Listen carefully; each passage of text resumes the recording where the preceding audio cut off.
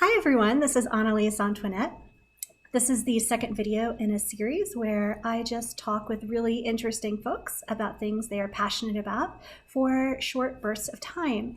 So once again, we're here with Alexander Eth of the podcast Glitch Bottle. Alex has been in broadcasting for 10 years. He started the Glitch Bottle podcast 3 years ago officially and was video casting for about 2 years before that. So thank you so much, Alex, for being here. Really appreciate it. Annalise, the honor's mine. Thank you just for having this amazing program where you can kind of talk to different people and about different and interesting things. I'm so honored. I think you're wonderful, and I really appreciate it. So thank you. Well, thank you. I appreciate that. And so in our first video, we talked about interviewing guests. So what I'd really love to go into a little bit now is how to reach out to guests and actually find guests to interview. Obviously, it's going to be folks that you're interested in or have a certain degree of respect for because you've been following them. I know, for example, Tim Ferriss has a super popular podcast. He's kind of a hero of mine. And for example, when he wanted to interview Neil Gaiman, it took him 10 years to work up to that. And here you are interviewing absolutely the top names in the occult, people who are highly respected in academics, and all the new and up and coming people. Everyone, like when you reach out to someone, they basically say yes. So I would really love to hear from you any tips you have on how best to reach out to guests. Yeah, Annalise, those are some really great points. I remember being so nervous the first time I had to reach out to you know, Frater Ashen Chassan, for example. He was, I think, episode number 2. He was one of the first people, and just being so nervous to reach out. And I think when it comes to, especially like just starting out, if you have a podcast or a program, I think just initially contacting someone, whether it is through an email or a Facebook message or even on a forum, however you do it, what I found is just being direct is the best policy. Just saying, hey, I just started this, brand new podcast, or I just started this brand new program.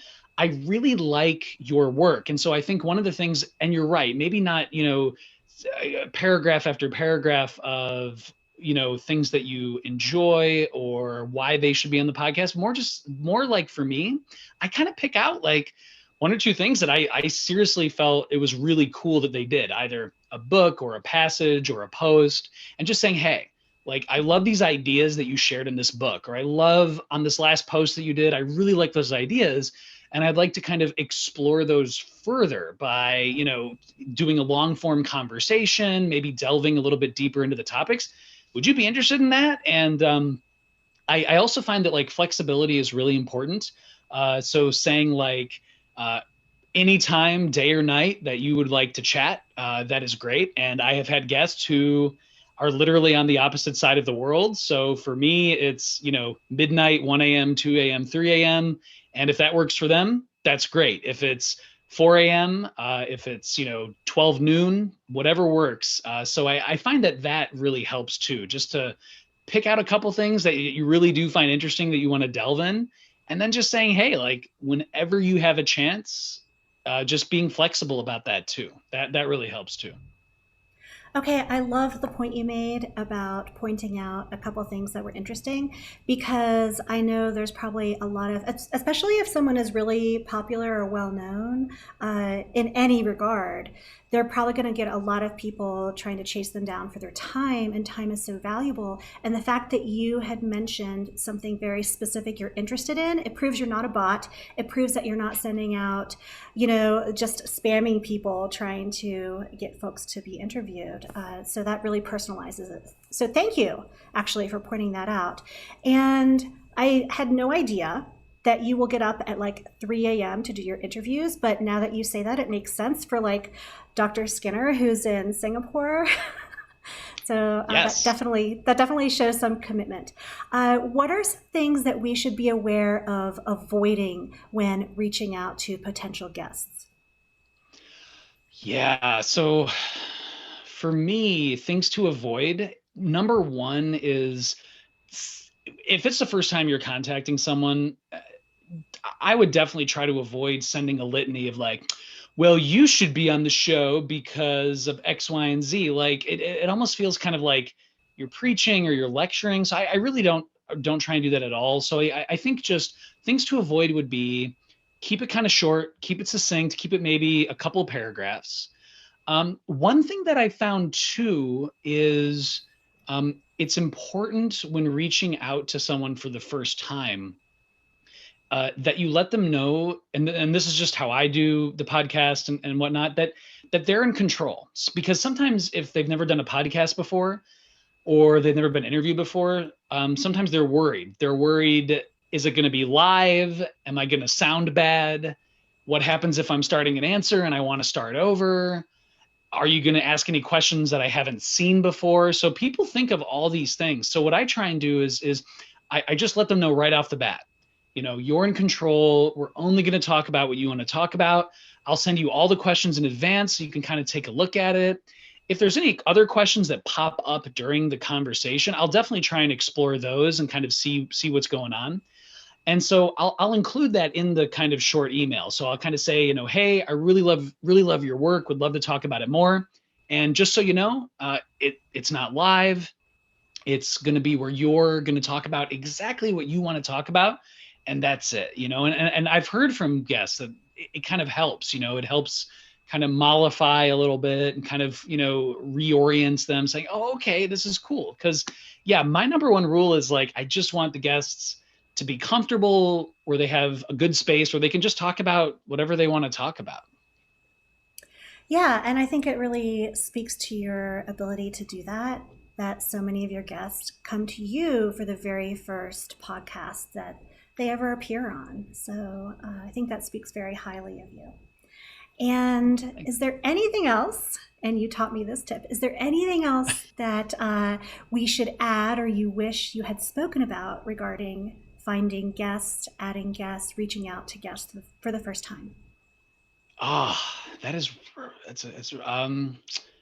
off the top of my head, I think the only other thing that I think could help, and maybe this is after people have a show that's been around for a few months or a little bit longer, is if you're reaching out to someone who's in the same kind of general field.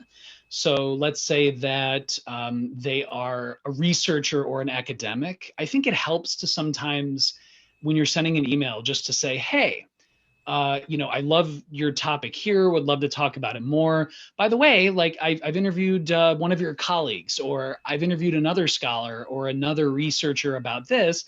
You can kind of check this out to give them a sense of the podcast. So, because sometimes people are like, I've never, I don't even know what this is. And for me, I go, absolutely, like check out the show. If it's the first time you've seen it, let me know what you think, and so that way the ball's in their court, the controls with them. And that way they might, I've heard where they feel like a little bit, in a couple instances, more comfortable, because they go, oh, okay. So you talk about, all kinds of different things, and you talk about subjects with people who are kind of in my field, quote unquote. So I think that really helps kind of set people at ease a little bit. So that's probably another thing that people could consider doing if they're reaching out to someone for the first time. That's an excellent point. Thank you so much. I really appreciate your time, Alex. And how can folks find you? I know you're at youtube.com/glitch bottle, and you have a Patreon page, which they can check out. You're also on Instagram and Facebook, right? Yes, Instagram, Facebook, and Twitter. If you're looking for just a strange post that is just very generally weird, I'm your person. But yeah, no, yep, you got it. People, if they want to check out Patreon to help support the podcast, that's awesome. If not, of course, anytime, like Apple Podcasts, YouTube, Spreaker, all the podcasting-ish, podcast-y, or is it podcast? What's the proper adjective? Podcasting? I don't know. Podcasting, podcast-esque, podcast-ish, places ish. Yes, let's go with it. They can totally check that out too. So yeah, that's probably the best way to check out the show. Great. Thank you so much, Alex. Have a wonderful day. I appreciate your time. You too, Annalise. Thank you so much for this awesome program that you have. And I hope more people check it out, and really looking forward to checking out your future guests as well. So thank you. Thanks.